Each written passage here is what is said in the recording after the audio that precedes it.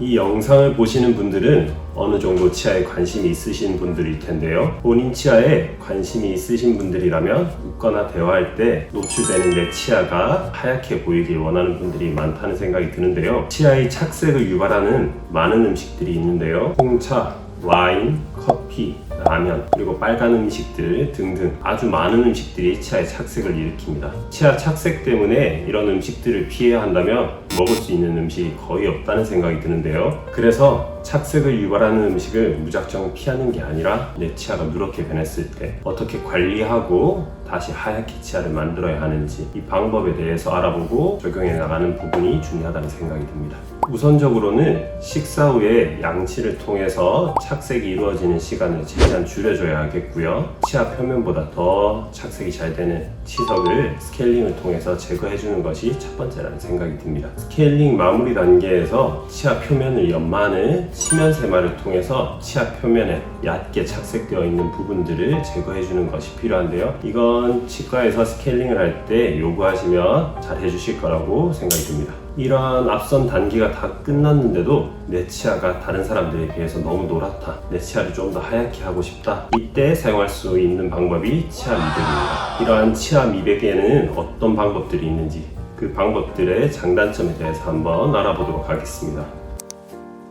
대부분의 치아 미백은 과산화수소를 이용하여서 진행이 되는데요. 제품들마다 과산화수소의 농도가 다르고 그에 따라서 미백의 효과가 다르게 되니 이 부분 참고하시면서 들어주시면 되겠습니다. 제일 쉽게 접근할 수 있는 치아 미백의 한 방법인데요. 왼쪽에 치약 4개, 이건 제가 출근하면서 올리브영이나 주변 다른 약국에서 구매한 미백 치약인데요. 이 잠깐의 시간 동안도 아주 여러 치약들을 살 수 있을 만큼 이제 시중에 대중적으로 나오고 있는 제품들이라고 보시면 됩니다. 이러한 미백 치약의 경우에는 과산화수소의 농도가 3% 이하로 들어가게 되어 있는데요. 미백 효과가 좋으면 과산화수소의 농도가 높아야 하는 거 아니냐 이런 생각이 드실 수도 있습니다. 하지만 과산화수소의 농도가 너무 높게 되면 잇몸과 혀 그리고 입술 이런 부분에서 화상을 일으킬 수 있기 때문에 3% 이하로 제한이 되어 있다고 생각하시면 됩니다.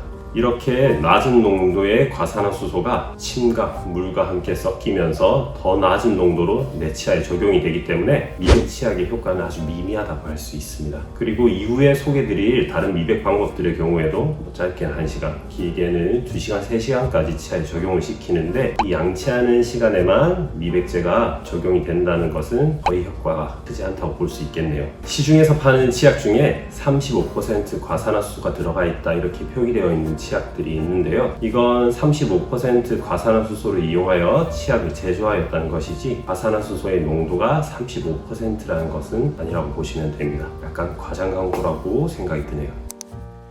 LG 생활건강에서 나온 제품과 페리오에서 나온 제품 이 둘 다 올리브영에서 구매해서 왔습니다. LG 생활건강에서 나온 제품은 밴드 타입의 미백제가 도포되어 있고 그걸 치아에 붙이는 타입이고 페리오에 같은 경우는 미백제를 치아에 도포하고 밴드를 위에 덮어주는 타입이라고 보시면 됩니다. 두 제품 모두 35%의 과산화수소가 사용되어 있다고 표기되어 있는데요. 앞서 치약과 마찬가지로 이건 35%의 과산화수소를 사용하여 제작이 되었다 그렇게만 생각하시면 됩니다. 실제 농도는 훨씬 낮을 것으로 보이고요. 장점으로는 올리브영이나 인터넷 이런 데서 구매가 가능하기 때문에 접근성이 아주 좋다는 장점이 있고요. 가격도 매우 저렴하다는 장점이 있습니다. 그리고 이 제품들 또한 많은 연구를 거쳐서 나온 제품들이기 때문에 정확하게 치아에 잘 적용되었을 때는 어느 정도 미백 효과를 볼 수 있을 것으로 예상이 됩니다. 다만 미백제는 치아에 균일하게 적용되어서 치아의 모든 부분을 동일하게 밝게 만들어줘야 하는데 이 밴드 타입 형태로 치아에 적용시켰을 때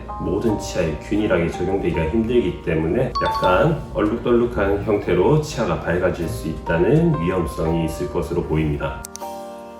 자가 미백 같은 경우는 이렇게 치과에서 치아에 맞는 틀을 제작을 해서 여기에 미백제를 넣고 치아에 착용하는 방식으로 적용되는 치아 미백인데요. 이 자가 미백제의 경우 과산화수소의 농도가 10에서 15% 정도로 분포되어 있고요. 이걸 하루에 3, 4시간씩 2, 3주간 착용했을 때 치아가 서서히 밝아진다고 보시면 됩니다. 방금 전에 소개해드린 제품과 달리 내 치아에 맞는 정밀한 틀을 제작을 하기 때문에 치아에 일관되게 미백제가 도포되면서 동일한 효과를 보일 수 있을 것으로 보이고요. 다만 이 자가 미백제도 개인이 가정에서 직접 자기 치아에 적용하는 방식이기 때문에 과산화수소의 농도가 어느 정도 제한이 되어 있습니다. 그러므로 다음에 소개해드릴 전문가 미백에 비해서는 미백 효과가 좀 많이 떨어진다고 볼 수 있습니다. 아무래도 시중에서 가볍게 접근할 수 있는 치약이나 이런 제품들에 비해서는 좀 더 가격대가 있다고 생각하시면 됩니다.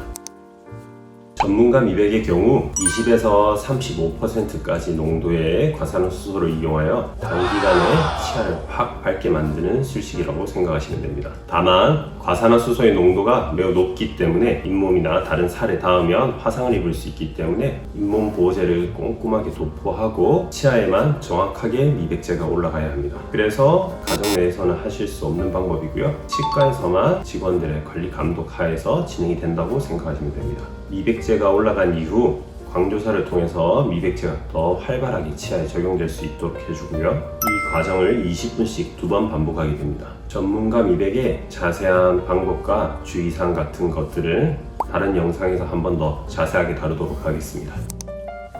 치아가 외상을 입거나 신경치료를 해서 변색이 일어난 경우나 치아가 선천적으로 안 좋은 색을 타고난 경우에는 이러한 치아 미백을 진행을 해도 아무런 효과를 보기가 힘든데요. 이런 경우엔 어쩔 수 없이 치아색을 밝게 하기 위해서 치아 미백이 아닌 라미네이트나 크라운을 통해서 치아색을 밝게 만들어주는 게 필요합니다. 위에서 소개한 치아 미백들 경우 모두 실인 증상을 유발할 수 있는 위험성들이 있는데요. 이러한 제품을 사용하다가 실인 증상이 발생하게 되면 며칠간 쉬면서 치아를 다시 진정을 시키고 치아 미백을 다시 진행해야 된다는 점 유의해 주시고요. 만약 실인 증상이 너무 강하게 발생한다면 꼭 치과에 내원하셔서 치아 검사를 받으시는 걸 추천드립니다.